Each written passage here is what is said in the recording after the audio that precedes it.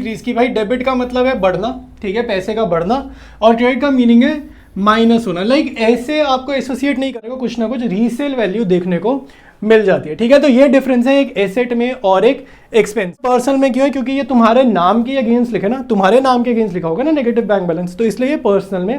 पूरा मैंने तुम्हें बहुत प्यारा सा बना दिया है, ठीक है, क्लासिफिकेशन। इसका स्क्रीनशॉट लो, फिर एक question. So everyone welcome back. तो भाई क्या हाल चाल है तुम्हारे? तो यार आज हमारा क्लास 11th का पहला सेशन है, लाइक नए वीडियो का जो स्मार्ट बोर्ड पे आ रहा है। वैसे तुम अगर देखोगे चैनल पे टीएस ग्रेवाल के वीडियो सोल्यूशन ऑलरेडी बहुत सारे मैंने डाल रखे हैं, ठीक है। तो मैं एक बार ही तुम्हें दिखा देता हूँ जो भी लाइक जर्नल, लेजर वगैरह वगैरह, लाइक सारे चैप्टर्स के ना मैंने डाले हुए हैं। तो एक बार ही वो चेकआउट करेंगे और उसके बाद हम आज की क्लास को स्टार्ट करते हैं। ऑलराइट, तो यार ये तुम्हें पेज दिख रहा है, ठीक है। ये मैंने मोबाइल वेबसाइट, मतलब मोबाइल के अकॉर्डिंग एप्लीकेशन में कैसे खुलेगा वैसे मैंने यहाँ खोला है। तो देखो यार तुम्हारे को यहाँ पे ये ना 11th-12th के मिक्स प्लेलिस्ट है। तो तुम्हें ना 11th की और 12th के टॉपिक्स तुम्हें समझ नहीं आएंगे ना, तो हो सकता है ढूंढने में मुश्किल हो, बट मैं तुम्हें दिखा रहा हूँ।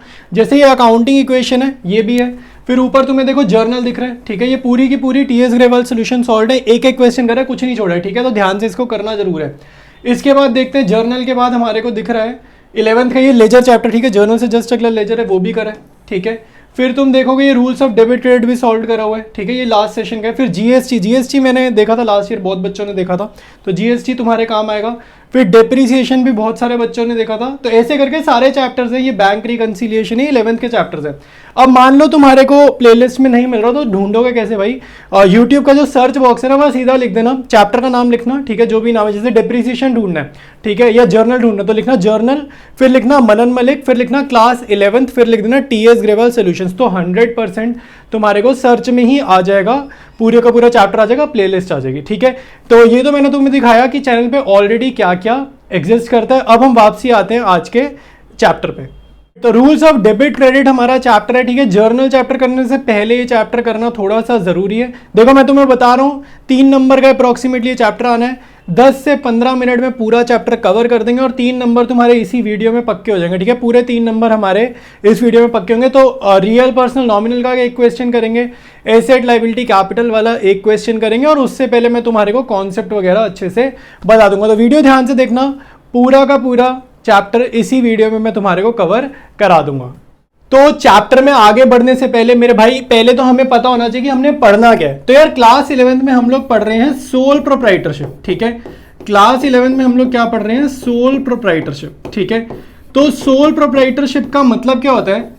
एक ऐसा बिजनेस हम पढ़ रहे हैं, एक ऐसे बिजनेस के बारे में पढ़ रहे हैं जिसके मालिक तुम अकेले हो, ठीक है, या मैं अकेला बिजनेस अगर कर रहा हूं तो वो सोल प्रोप्राइटरशिप है। सोल का मतलब क्या है? सिंगल। सोलो बोलते हैं ना, मैं सोलो खेलूंगा, ठीक है। सोल का मतलब क्या है? सिंगल। प्रोप्राइटर का मतलब क्या है? ओनर, ठीक है। प्रोप्राइटर का मतलब क्या हो जाएगा? ओनर। तो ये चीज याद रखना, सोल प्रोप्राइटरशिप मतलब जो मालिक है बिजनेस का वो अकेला है, उसका भाई, उसका दोस्त, पार्टनर नहीं है, अकेला काम कर रहा है, ठीक है।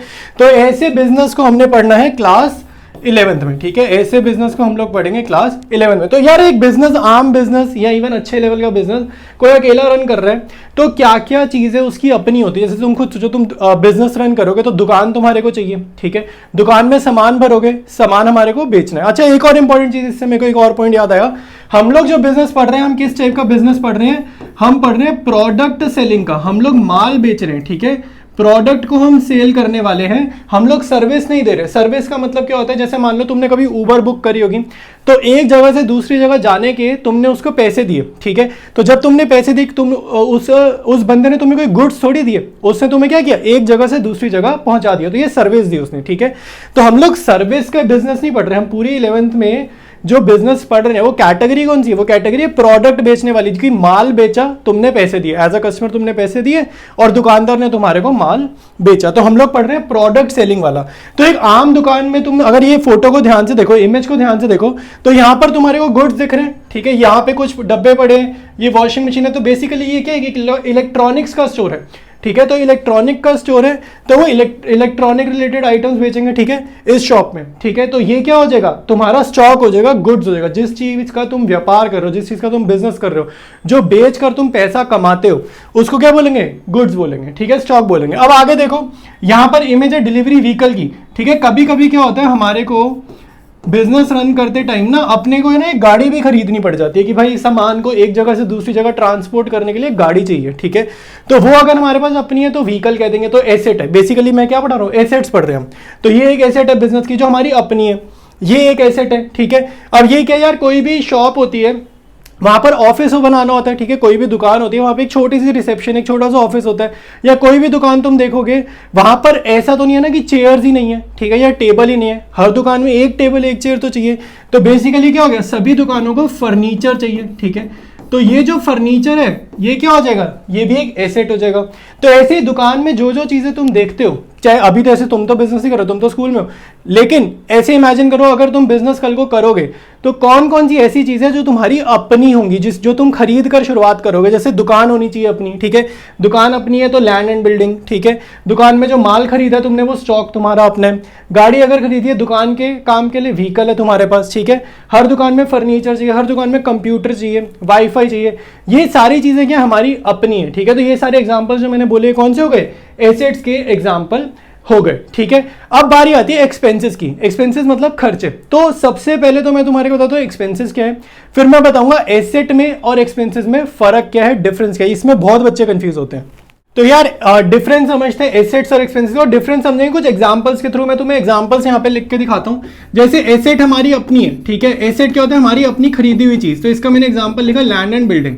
तो जो जमीन तुमने खरीद ली वो क्या है, एसेट है, ठीक है। अगर ये जमीन हमारी अपनी नहीं है और मैं किसी और की जमीन पे काम कर रहा हूं तो जाहिर सी बात है मैं रेंट पे करूंगा, ठीक है। तो रेंट क्या है, खर्चा, ठीक है। तो इसके अपोजिट इसी से रिलेटेड मैंने एक्सपेंस लिख दिया। एक्सपेंस क्या होते हैं, खर्चे। अभी मैं डिफरेंस भी बताऊंगा बहुत अच्छे से, 2 मिनट सुनो जरा, ठीक है। और अगर हम एक एग्जाम्पल सोचें, जैसे लैंड एंड बिल्डिंग रेंट है, ठीक है। जैसे मान लो गाड़ी है हमारे पास बिजनेस में, तो डिलीवरी व्हीकल, ठीक है। ये डिलीवरी व्हीकल हमारी अपनी है। लेकिन सपोज करो मेरे पे अपनी गाड़ी नहीं है और मेरे को माल पहुंचाने एक जगह से दूसरी जगह, तो मैं ट्रांसपोर्टेशन मतलब किराया पे करूंगा, तो कार्टेज पे करूंगा, ठीक है। कैरेज या कार्टेज, ठीक है, मैं ये चीज पे करूंगा। तो ये मैंने यहाँ पर लिख दिया, उसी से रिलेटेड एक्सपेंस लिख दिया यहाँ पे। आई बात समझ में, ठीक है। तो ये ऐसे बहुत सारी एसेट्स हो सकती है, फर्नीचर हो सकता है, ठीक है। और यहाँ पे बहुत सारे खर्चे हो सकते हैं, जैसे कमीशन हो सकता है, ठीक है। कमीशन भी लिख देते हैं हम यहाँ पे, ठीक है। और भी खर्चे होते हैं, ठीक है। बहुत सारे खर्चे होते हैं यार, इलेक्ट्रिसिटी का बिल होता है, ठीक है। बिजनेस रन करते हुए बहुत सारे हमारे खर्चे होते हैं, तो इलेक्ट्रिसिटी एक्सपेंसेस हो गए, ठीक है। और भी तुम माइंड में तुम्हारे और भी आ रहे होंगे, मैं लिख सकता हूँ लेकिन खाम का टाइम क्यों वेस्ट करना। अब डिफरेंस समझो, देखो डिफरेंस समझो एसेट्स में और एक्सपेंस में। तुम खुद सोचो, तुम जमीन खरीदने गए हो, तुमने 1 करोड़ की जमीन खरीदी, खर्चा तो वहां भी ना हुआ ना, खर्चा तो वहां भी हुआ, पैसे खर्चे तभी तो जमीन मिली। और रेंट क्या हुआ, रेंट क्या हुआ भाई, तुमने किसी की जगह ली, उसको पैसे दिए और उसने तब भी तुम्हें जगह दे दी, चाहे 1 महीने के लिए दी, चाहे 2 महीने के लिए दी, लेकिन दोनों में खर्चा तो हो ही रहा है ना। तो फर्क क्या है एक एसेट में और एक एक्सपेंस में, ठीक है। ये एक क्वेश्चन माइंड में आता और नहीं आता ना, तो मैं तुम्हें बता रहा हूं, तो तुम डिफरेंस फिर भी सुनो, ठीक है। तो यहाँ पे डिफरेंस देखो क्या है कि जो अपनी एसेट है ना, कोई भी एसेट ले लो, चाहे फर्नीचर ले लो, कोई भी एसेट आप यहाँ पर लिख दो, ठीक है। और भी कोई भी लिख दो, इनकी ना कुछ रीसेल वैल्यू होती है। आपको ये चीज समझनी है, इनकी कुछ ना कुछ रीसेल वैल्यू होती है। रीसेल वैल्यू मतलब गाड़ी कितनी भी पुरानी हो जाए, 10 साल 20 साल पुरानी भी हो जाए, तो भी लोहे के भाव, कबाड़ के भाव अगर बेचोगे ना, कुछ तो मिल जाएगा 10 साल बाद, 20 साल बाद ही। जमीन तुम्हें पता है यार, जमीन की कीमत ना गिरती नहीं है, जमीन की कीमत मोस्टली बढ़ती है, ठीक है। तो यहां पर तो तुम्हारे को रीसेल वैल्यू पक्का मिलेगी, ठीक है। फर्नीचर भी कुछ तो दे ही देगा, कबाड़ी को भी दोगे ना, कुछ तो तुम्हारे को दे ही देगा, पुराने फर्नीचर का भी, ठीक है। लेकिन यहाँ पे एक्सपेंसेस देखो, एक्सपेंसेस क्या होते हैं, जैसे मैंने जगह किराए पे ली, 1 महीने के लिए किराए पे ली, ठीक है। तो मैंने 1 महीने का रेंट पे करा, ये मेरा खर्चा हो। क्या वो 5 साल बाद मेरे को इससे कुछ पैसे मिलेंगे? मैं क्या यहाँ से रिटर्न्स जनरेट कर सकता हूँ? किसी भी तरीके से मैं पैसा जनरेट कर सकता हूँ एक बारी मैंने खर्चा कर दिया उसके होने के बाद। तुम खुद सोचो, तुमने रेंट पे करा, अब जो मकान मालिक है वो बाद में कभी अठन्नी भी वापसी करेगा? कुछ नहीं देगा वो, ठीक है। कार्टेज या कैरेज पे करा, ठीक है। ऊबर वाले को मान लो तुमने पैसे दिए कि आप पोर्टर करते हैं ना, आजकल नया ट्रेंड चल रहा है, पोर्टर करो, सामान एक जगह से दूसरी जगह ऊबर से ही चला जाता है। तो क्या वो 5 साल बाद तुम्हारे को पहचानेगा? वो ड्राइवर नहीं पहचानेगा ना। तुमने एक बार ही खर्चा किया, वो भूल गया तुम्हें, तुम भी उसे भूल गए। ऐसी बिजली वाला, हम सरकार को हर महीने बिजली का बिल पे करते हैं, क्या सरकार हमारे को इसके बदले में कुछ टाइम बाद पैसे वापसी करेगी? तुम खुद सोचो, कुछ नहीं मिलेगा। तो एक्सपेंसेस में क्या, रिटर्न वैल्यू ही नहीं है। एक बार ही खर्चा हुआ, तुमने उस खर्चे के अगेंस्ट कोई सर्विस उठाई, बात खत्म। एसेट क्या है, तुमने खर्चा तो किया, तुम्हें लेकिन कोई प्रोडक्ट मिला है, कोई फिजिकल चीज मिल रही है, ऐसा जरूरी नहीं है फिजिकल मिले, कभी कभी इंटेंजिबल एसेट भी होती है, बट उतनी डिटेल में नहीं जा रहे। मोटा मोटा हम यहाँ पर हमारे को कुछ ना कुछ रीसेल वैल्यू देखने को मिल जाती है, ठीक है। तो ये डिफरेंस है एक एसेट में और एक एक्सपेंस में। तो भाई अब हम आगे अपने 3 नंबर 4 नंबर जितने भी क्वेश्चन आने वाले उतने पक्के करने। तो आपको एक क्वेश्चन कंफर्म देखने को मिलेगा अपने यूनिट टेस्ट में, इवन हाफ ईयरलीज में, रियल पर्सनल नॉमिनल का, ठीक है। तो क्वेश्चन ये होगा यार हमारे को ना ट्रेडिशनल अप्रोच और एक मॉडर्न अप्रोच, दो तरीके की अप्रोचेस गिवन है, जिसमें ना आपको कुछ रूल्स गिवन है। तो रूल्स को 2 मिनट करो साइड पे, ठीक है। रूल्स अभी हमें नहीं पढ़ना, क्योंकि रूल नहीं लिखने को आएगा क्वेश्चन में, ये नहीं आएगा कि रूल लिख दो, रूल नहीं पूछेगा वो ये पूछेगा कि आपको अकाउंट बोल देगा, जैसे कैपिटल अकाउंट बोल देगा, ड्राइंग्स अकाउंट बोल देगा, बैंक अकाउंट बोल देगा, वो बोलेगा ये बताओ कि ये रियल है, पर्सनल है या नॉमिनल है, ये आपको क्वेश्चन आना है, ठीक है। तो सबसे पहले तो मीनिंग समझते हैं एक एक का, ठीक है। मीनिंग क्या है, देखो नॉमिनल अकाउंट आपके वो अकाउंट होते हैं जिसमें आप क्या लिखते हो, या तो कोई खर्चा लिखोगे एक्सपेंसेस, या फिर कोई फायदा लिखोगे, ठीक है, इनकम या गेन लिखोगे, या तो एक्सपेंसेस लिखेंगे उधर या फिर इनकम एंड गेन लिखेंगे। तो नॉमिनल अकाउंट के एग्जांपल जैसे मैंने तुम्हें बताया, ऐसे इसका मैं 1-2 एग्जांपल लिख रहा हूँ, फिर मैं बाद में फिल करूंगा। जैसे रेंट हो गया, ठीक है, इलेक्ट्रिसिटी एक्सपेंसेस हो गया, ठीक है, ये हमारे क्या है, खर्चे हैं, जो मैंने तुम्हें भी बताया ना, खर्चे, ठीक है। अच्छा अब रेंट क्या है भाई, रेंट अगर खाली रेंट लिखा हमेशा मान के चलना एक्सपेंस नेचर का, रेंट पेड ही मान के चलना। रेंट अगर मिल रहा है, इनकम है, तो कंफर्म अलग से लिखेगा वो रेंट रिसीव्ड, ठीक है, वो रेंट रिसीव्ड वर्ड मेंशन करेगा ही करेगा। खाली रेंट, खाली कमीशन, ठीक है, इसका मीनिंग है एक्सपेंस नेचर, लेकिन कमीशन रिसीव्ड, रेंट रिसीव्ड तो ही इनकम मानेंगे, अगर रिसीव्ड वर्ड लिखा है तो। समझ में आई बात, ठीक है। तो ऐसे कमीशन रिसीव्ड, ये मैंने अभी सिर्फ 3-4 एग्जाम्पल लिखे जस्ट तुम्हें समझाने के लिए कि इसमें क्या आएगा, फायदे भी आएंगे इसमें, खर्चे भी आएंगे, ठीक है। अब ध्यान से देखो, पर्सनल के 1-2 एग्जांपल लिखो, फिर बाद में ना काफी सारे एग्जांपल फिल कर दूंगा, ठीक है, लेकिन अभी जस्ट समझ रहे हैं। तो पर्सनल में तुम्हारे को लिखने हैं नाम, ठीक है। जैसे मान लो किसी डेटर का नाम लिख दिया, डेटर कौन है, इंसान है, नाम लिख दिया। क्रेडिटर का नाम लिख दिया, क्रेडिटर कौन है, इंसान है, ठीक है। तुम्हारा अच्छा बैंक, बैंक यहाँ आएगा, बैंक खुद सोचो, मेरी बात सुनो, ध्यान से सुनो। यहां पर मान लो जैसे तुम्हारी दुकान है, ठीक है, तुम्हारी दुकान है, तुम्हारी दुकान का कुछ नाम होगा, ठीक है। एक तो ये बात पता होनी चाहिए तुम्हारा नाम जो है, और बहुत हाई चांसेस है तुम अगर कोई बिजनेस खोलोगे तो तुम्हारी दुकान का नाम और तुम्हारा नाम सेम नहीं होगा, ठीक है, वो अलग ही रखते हैं मोस्टली। पहले होता था लोग अपने नाम से ही दुकान खोल देते थे, अब क्या ट्रेंड है, हर कोई दुकान का ना कोई अच्छा सा नाम रखता है, फैंसी सा अच्छा सा नाम रखता है। तो जो बैंक अकाउंट होता है ना, वो भी बिजनेस के नाम से खोला जाता है। तो बिजनेस का यहाँ पे नाम है ना, नेम है ना भाई। अगर बैंक में तुम जाओगे, तुम बोलोगे मेरा अकाउंट में कितना पैसा है, तो बैंक वाला क्या बोलेगा, मैनेजर या जो भी सामने को क्या बोलेगा, कहेगा तुम्हारा अकाउंट का नाम क्या है, अकाउंट का नंबर क्या है, तो उसके बाद ही तो वो बैंक बैलेंस बताएगा ना भाई। इतने सारे लोगों के खाते खुले हुए हैं बैंकों में, ठीक है। तो जो भी बैंक है वो क्या है, एक अकाउंट है, और उस अकाउंट के पीछे किसी का नाम छिपा है, ठीक है। तो बैंक कहाँ आएगा, पर्सनल में आएगा, ठीक है। सिमिलरली किसी फर्म का नाम, किसी भी दुकान का नाम, फर्म या कंपनी का नाम, ठीक है, XYZ लिमिटेड, ठीक है। और मैं बता देता हूं, जैसे और हो गया life insurance corporation of India, life insurance corporation of India, ये एक कंपनी है, ठीक है। किसी कंपनी का, किसी दुकान का नाम, फर्म का नाम किस में जाएगा, पर्सनल में जाएगा। आई बात समझ। अभी और एग्जांपल्स यहां पर जो बनेंगे मैं लिख दूंगा। अब देखो रियल में, रियल में आपको मेरे भाई लिखना है एसेट्स के नाम, ठीक है, एसेट्स के नाम, लेकिन सिर्फ वही एसेट जो इंसान नहीं है। जैसे डेटर के एसेट होते हैं, लेकिन डेटर आपका रियल में नहीं जाएगा, क्यों, क्योंकि वो किसी इंसान है, कोई वो इंसान है ना, डेटर कोई ह्यूमन होता है, तो वो आपका यहाँ पर रियल में नहीं जाने वाला, ठीक है। तो रियल में आपका क्या जाएगा भाई, लैंड एंड बिल्डिंग जाएगा, ठीक है, लैंड एंड बिल्डिंग जाएगा, ठीक है। सिमिलरली प्लांट एंड मशीनरी जाएगा, ठीक है। और क्या जाएगा, ये भी एसेट्स है, जैसे गुडविल एक एसेट है, टैंजिबल एसेट हो चाहे इनटैंजिबल एसेट हो, वो भी यहाँ पे जाएगी, गुडविल आ गई, ठीक है। और क्या आएगी, और भी बहुत सारी एसेट्स हैं, व्हीकल है, ठीक है, और तुम्हारा बिल रिसीवेबल है, कैश जाएगा भाई, सबसे इंपॉर्टेंट कैश। या ध्यान से देखो भाई, कैश यहाँ जा रहा है, बैंक वहां जा रहा है, ठीक है। अच्छा एक और चीज होती है बैंक ओवरड्राफ्ट, बैंक ओवरड्राफ्ट, इसका ना मीनिंग सुन लो। बैंक ओवरड्राफ्ट का क्या मीनिंग होता है मेरे भाई, इसका मीनिंग होता है, जैसे मान लो तुम्हारे अकाउंट में कितने पैसे हैं, 2000 रुपए, मान लो एग्जाम्पल, ठीक है, बुरा मत मान जाना, मान लो तुम्हारे अकाउंट में कितने 2000 रुपए हैं। अब तुमने मेरे को चेक लिख कर देना, और तुमने चेक लिख दिया 5000 का। ध्यान से सुनो, तुम्हारे अकाउंट में कितने पैसे हैं, 2000 रुपए, और तुमने चेक कितने का लिख दिया, चेक तुमने पेमेंट का कितने का लिख दिया, 5,000 रुपए का, ठीक है, चेक तुमने लिख दिया 5,000 का। क्या ये चेक लगेगा? ये चेक फेल नहीं हो जाएगा, बाउंस नहीं हो जाएगा? तुम खुद सोचो, तुम्हारे अकाउंट में ही 2,000 है, तो तुम 2,000 से ज्यादा किसी को पैसे थोड़ी दे सकते हो, लेकिन तुमने चेक दे दिया 5,000 का। तो अगर बैंक मैनेजर से तुम बात करो और उसको रिक्वेस्ट करो कि भाई मेरा ये चेक अप्रूव कर देगा, ठीक है, मैं बाद में पैसे डाल दूंगा, जमा करा दूंगा, जो भी कमी पेशी होगी, तो मेरा ये बैंक मैनेजर को बोला भाई तुम ना ये मेरा चेक अप्रूव कर दो, तो मेरे अकाउंट में अगर ये चेक अप्रूव हो गया, मतलब मेरे को पैसे मिल गए, तो तुम्हारा जो नया बैंक बैलेंस होगा वो पता है कितना होगा? वो होगा माइनस का 3,000। तो ये जो नेगेटिव बैंक बैलेंस है ना, इसको बोलते हैं बैंक ओवरड्राफ्ट। आया समझ? ये जो नेगेटिव बैंक बैलेंस है इसको बोलेंगे बैंक ओवरड्राफ्ट। और तुम्हारा बैंक बैलेंस नेगेटिव हो गया, ठीक है, तो अब कल को जब तुम 3,000 रुपए जमा कराओगे ना, तब जाके तुम्हारा बैंक बैलेंस होगा 0 रुपीज। आई बात समझ में? तो ये था बैंक ओवरड्राफ्ट का कॉन्सेप्ट। और ये बैंक ओवरड्राफ्ट पर्सनल में क्यों है? क्योंकि ये तुम्हारे नाम के अगेंस्ट लिखे ना, तुम्हारे नाम के अगेंस्ट लिखा होगा ना नेगेटिव बैंक बैलेंस, तो इसलिए ये पर्सनल में चला जाए। ऑलराइट, तो यहाँ पे ना 2 और इंपॉर्टेंट है पर्सनल में, जो तुम अगर मैं नहीं समझाऊंगा तो हो सकता है तुम्हें भूल जाए या गलती हो जाए। तो एक तो कैपिटल और दूसरा ड्रॉइंग्स, ठीक है। कैपिटल कौन बिजनेस में इन्वेस्ट करता है? कैपिटल कौन बिजनेस में इन्वेस्ट करता है? मतलब पैसा कौन लगाता है बिजनेस में? ओनर लगाता है। तो एक है पर्सनल। पैसा बिजनेस से निकालता कौन है? विड्रॉ कौन करता है? ओनर करता है। तो ये भी क्या है? पर्सनल है, ठीक है।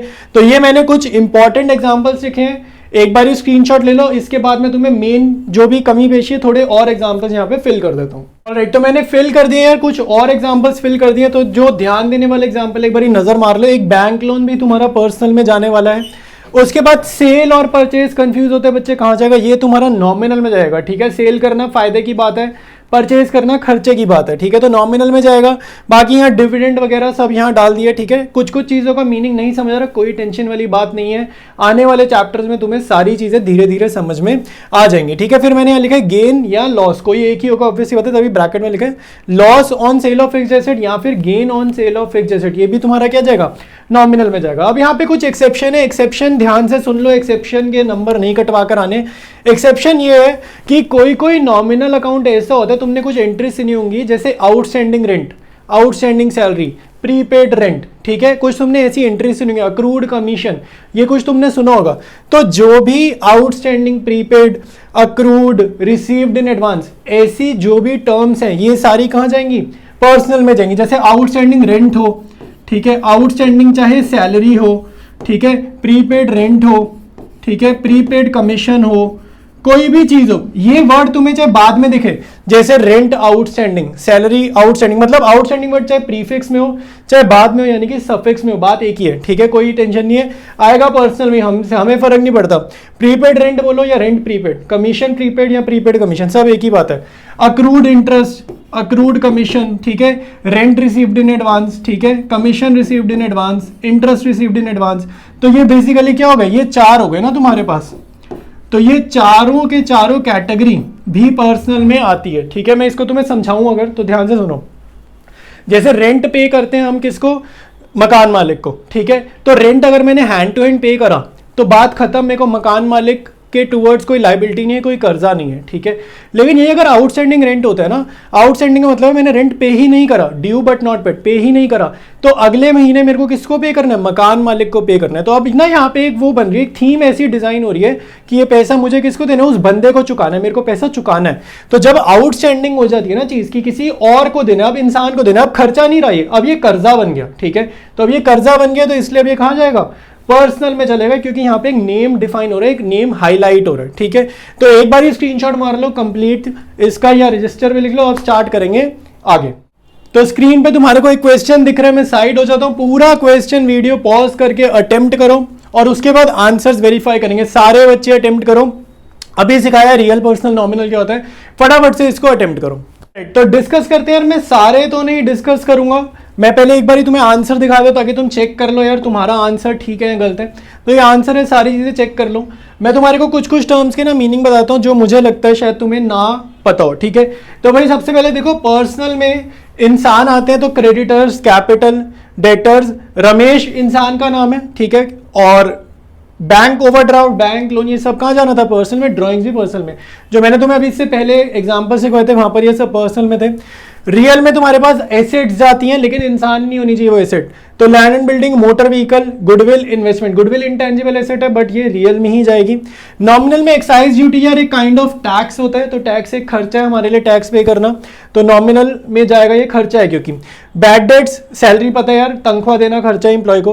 बैड डेट्स मतलब तुम्हारा पैसा डूब गया, किसी से पैसे मांग रहे थे, उसने मना कर दिया देने से, तुम्हारा नुकसान हो गया, तो ये भी एक तरीके का लॉस है, एक्सपेंस है, ठीक है। तो बैड डेट्स भी नॉमिनल में जाएगा। डेप्रिसिएशन का मतलब जो हमारी एसेट है उसकी वैल्यू गिर गई, पड़े पड़े एसेट की वैल्यू गिर गई। जिस फोन पे तुम ये वीडियो देख रहे हो या टीवी पे देख रहे हो उसकी वैल्यू भी गिर रही है दिन पर दिन, ठीक है। तो ये क्या है, एक नुकसान है, तो डेप्रिसिएशन नुकसान है। वेजेस, रिपेयर्स, वेजेस तुम्हें पता है लेबर को जो डे बाय डे के पैसे देते हैं, जो दिहाड़ी देते हैं उसको वेजेस बोलते हैं। एम्प्लॉयज को जो महीने के पैसे देते हैं उसको सैलरी बोलते हैं, ठीक है। रिपेयर्स खर्चा है। इंटरेस्ट रिसीव्ड, कोई फायदा हो गया, वो भी नॉमिनल, खर्चा भी नॉमिनल, फायदा भी नॉमिनल, ठीक है। अच्छा, परचेज, रिटर्न, और ये रिटर्न इनवर्ड्स मतलब सेल्स रिटर्न। परचेज और सेल, अगर खाली परचेज और खाली सेल हो तो भी नॉमिनल, इनके रिटर्न्स हो तो भी नॉमिनल, ठीक है। फ्रेट भी ट्रांसपोर्टेशन का ही एक खर्चा है, तो वो भी हो जाएगा तुम्हारा नॉमिनल में। तो अब बात करेंगे मॉडर्न अप्रोच की। तो मॉडर्न अप्रोच जो है तुम्हारी 5 तरीकों से बांटी गई है, ठीक है। एसेट्स, लाइबिलिटीज, कैपिटल, एक्सपेंसेस और रेवेन्यू, ठीक है। तो इन सबके जो इंपॉर्टेंट वाले एग्जांपल है ना वो मैंने लिख लिया, तो तुम चाहो तो पूरे पेज का स्क्रीनशॉट मार लो, सारे इंपॉर्टेंट वाले एग्जांपल लिख दे। जैसे एसेट क्या है, जो बिजनेस की अपनी चीज है, जो हमारी अपनी चीज है, जो दुकान की अपनी है, जैसे कैश, बैंक। यहाँ पे रियल पर्सनल नॉमिनल वाला चक्कर नहीं कि रियल है तो एसेट है, पर्सनल है तो डेटर यहाँ पे नहीं जाएगा, एसेट में सब जाएगा। यहाँ पे डेटर भी जाएगा, यहाँ पे कैश भी जाएगा, यहाँ पे बैंक भी जाएगा, ठीक है। तो यहाँ पे डेटर्स भी जाएंगे, ठीक है। तो मॉडर्न अप्रोच में रियल पर्सन नॉमिनल अपने दिमाग से बाहर निकाल दो। तो जितनी भी एसेट्स है जो हमारी अपनी है, tangible, intangible, prepaid expense, accrued commission, ठीक है, अक्रूड इंटरेस्ट, जो भी है, ठीक है। यहाँ पे मैंने एक्सपेंस और इनकम लिखी, ये सारे क्या है, एसेट्स के एग्जांपल है। लाइबिलिटीज मतलब कर्जे, ठीक है। तो loan, creditor, bills payable, outstanding salary, rent received in advance. देखो एडवांस रिसीव करना हमारे लिए क्या होता है, एडवांस रिसीव करना हमारे लिए क्या होता है, लाइबिलिटी होता है। लेकिन अगर हम एडवांस पे कर रहे हैं, जैसे प्री पे कर रहे हैं, हम एडवांस किसी और के सर पे दे रहे हैं, तो हमारे लिए वो एसेट है। लेकिन अगर हमारे पास एडवांस आ गया तो वो एडवांस हमारे लिए क्या है, लाइबिलिटी है। क्योंकि इसमें देखो लॉजिक ये रहता है यार, अगर तुम समझना चाहो तो इसमें लॉजिक क्या है कि मान लो तुम्हारे दोस्त ने तुम्हें 2,000 रुपये दे दिए ऐसी संभालने को, ठीक है। तो तुम्हारे माइंड में एक टेंशन नहीं आएगी कि यार कल को ये पैसा वापसी करना पड़ेगा, ठीक है। तो उस सेंस में अगर हम एडवांस रिसीव करते हैं ना तो कहीं ना कहीं चांस है हमें रिफंड ना करना पड़ जाए वो पैसा, तो इसलिए उसको हम लाइबिलिटी में डालते हैं कि हो सकता है लौटाना पड़ जाए। कैपिटल में 2 चीजें आती है, कैपिटल तो आएगी और ड्रॉइंग्स भी, ठीक है। अगर कैपिटल की हेडिंग ना हो, इमेजिन करो कैपिटल की हेडिंग अगर ना हो तो कैपिटल कहाँ जाएगी, लाइबिलिटीज में जाएगी, ठीक है। ये थ्योरी में पढ़ा होगा इंटरनल एक्सटर्नल लाइबिलिटी वाले जगह पे। फिर आते हैं एक्सपेंसेस मतलब खर्चे। इसमें परचेजेस जरूर डालने, बच्चे परचेजेस भूल जाते हैं, ठीक है। तो याद रखना एक्सपेंसेस की कैटेगरी में परचेजेस आता है, रेवेन्यू की कैटेगरी में सेल्स आता है। और जब हम रियल पर्सन नॉमिनल पढ़ रहे थे तो परचेज सेल दोनों ही नॉमिनल में थे, ठीक है। ये दोनों कंबाइंड थे, ये दोनों अगर तुम ज्वाइन कर दोगे तो नॉमिनल बन जाता है अगर ट्रेडिशनल के पॉइंट ऑफ व्यू से सोचे। लेकिन मॉडर्न में नॉमिनल को 2 पार्ट्स में बांटा है, खर्चे एक तरफ और रेवेन्यू दूसरी तरफ। रेवेन्यू मतलब पैसे का आना, इनफ्लो ऑफ कैश, पैसे का आना, ठीक है। तो रेवेन्यू में ही आ जाएगा। अब यहाँ पे ध्यान से देखो, डिस्काउंट अगर मिल रहा है तो ये एक्चुअली में टेक्निकली पैसा नहीं आ रहा, बट हमारे पैसे बच रहे हैं, ठीक है। तो अगर हमारे पैसे बच रहे हैं तो भी हमने रेवेन्यू में इसको डाल दिया। तो पूरा का पूरा मैंने तुम्हें बहुत प्यारा सा बना दिया है, ठीक है, क्लासिफिकेशन। इसका स्क्रीनशॉट लो, फिर एक क्वेश्चन करेंगे। तो क्वेश्चन तुम्हारी स्क्रीन पे, एक बार ही वीडियो पॉज करो और पूरा क्वेश्चन यार खुद से अटेम्प्ट करो, फिर मैं आंसर डिस्कस करता हूँ। आंसर अब मैं डिस्कस कर रहा हूँ, मुझे उम्मीद है यार तुमने करा है क्वेश्चन। तो एक एक करके मैं तुम्हें समझा रहा हूँ आइटम्स और आंसर यहाँ पे लिख देता हूँ, ठीक है। तो जमीन किसकी हमारी अपनी होती है, एसेट। इन्वेस्टमेंट हमारी अपनी है, एसेट। बिल्डिंग भी हमारी अपनी है, एसेट। इंटरेस्ट मिलना फायदे की बात है, रेवेन्यू में डाल देना। सैलरी खर्चे की बात है, expense. Bank overdraft, negative bank balance, कर्जा होता है, ये लाइबिलिटी में डलेगा, ये कर्जा होता है, ठीक है। डेटर्स हमारी एसेट है, क्रेडिटर्स हमारी लाइबिलिटी है, ठीक है। बैड डेट्स आपका नुकसान हो गया, एक्सपेंस में जाएगा। कैपिटल में जाएगा। डेप्रिसिएशन नुकसान है, एक्सपेंस में जाएगा। मोटर व्हीकल हमारी गाड़ी अपनी है, एसेट। फ्रेट ट्रांसपोर्टेशन का खर्चा है, एक्सपेंस में जाएगा। वेजेस खर्चा है, एक्सपेंस में जाएगा, गुडविल एसेट है, रिपेयर्स खर्चा, ठीक है। तो सारे मैंने लिख दिए। तो यही 2 क्वेश्चन आते हैं इस चैप्टर से। जो टी शेप अकाउंट है वो नहीं आता, क्योंकि आगे लेजर बनाओगे ना तो लेजर में वो कवर हो जाता है। तो तुम्हारे को इस चैप्टर से रियल पर्सन नॉमिनल और एक इस वाले क्वेश्चन को करके जाना है, मॉडर्न क्लासिफिकेशन वाले, ठीक है। तो वीडियो अपना डन है। चैनल में मैंने तुम्हें बता दिया बिगनिंग में ही कि टी एस ग्रेवाल की प्लेलिस्ट बना चुका हूं मैं, बनी पड़ी है, जाकर उनको देखो, ठीक है। तुम्हारी तैयारी और अच्छी होगी। कोई सजेशन है नीचे कमेंट्स में जरूर लिखो, और वीडियो अच्छा लगा, तुम्हें समझ में आया, तुम्हारे डाउट्स क्लियर हुए, कुछ नया सीखने को मिला है, तो वीडियो को अपने दोस्तों के साथ शेयर भी जरूर करना।